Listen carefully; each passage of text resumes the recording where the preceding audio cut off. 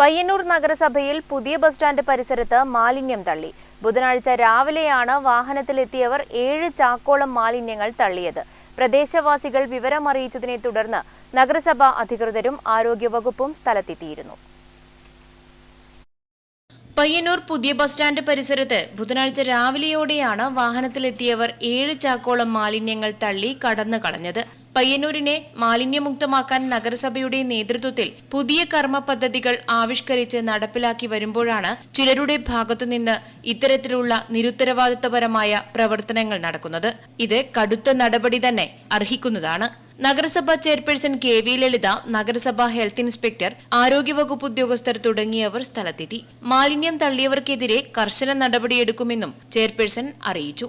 പയ്യന്നൂർ നഗരസഭയുടെ പുതിയ bus stand പരിസരത്ത് ഇന്ന് പുലർച്ചയോടുകൂടി 7 ചാക്കോളം വേസ്റ്റുകൾ കൊണ്ട് നിക്ഷേപിച്ചതായിട്ട് ശ്രദ്ധയിൽപ്പെട്ടിട്ടുണ്ട്.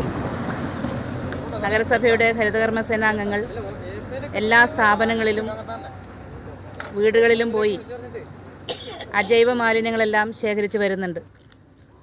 എന്നിട്ടും ഇത്തരത്തിലുള്ള നിരുത്തരവാദപരമായിട്ടുള്ള പ്രവണതകൾ പല ആളുകളുടെയും ഭാഗത്ത് നിന്നുണ്ടാകുന്നു എന്നുള്ളത് വളരെ ഖേദകരമാണ്.